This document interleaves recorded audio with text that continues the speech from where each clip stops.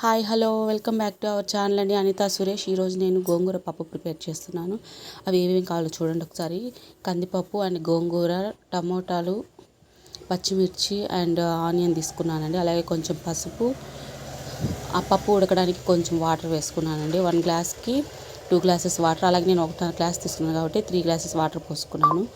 మనకి ఇలా 5 విజిల్స్ వచ్చే వరకు కుక్కర్లో ఉడికించుకోవాలండి, లేకపోతే నార్మల్గానే పెట్టుకోవచ్చు. నేను కుక్కర్లో వేసేసుకున్నాను అండి, ఈజీగా అయిపోతుందని చెప్పి. కుక్కర్ వేసుకున్నాక ఇలా వచ్చింది కదా, దీంట్లో కొంచెం ఉప్పు వేసుకొని బాగా వెనుపుకోవాలండి. అంటే పప్పు మొత్తం బాగా స్మాష్ అయ్యేంత వరకు.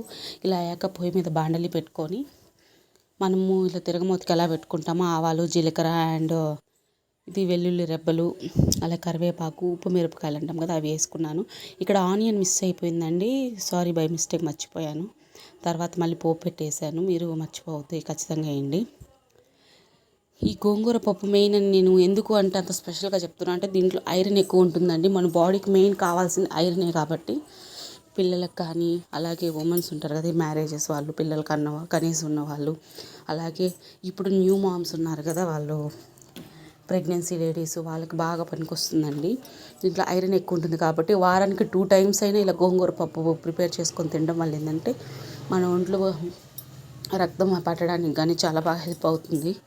డెఫినెట్లీ ప్రతి ఒక్కరు ట్రై చేయండి. మీ ఇంట్లో ఎలా వచ్చిందో నాకు కామెంట్ చేయండి.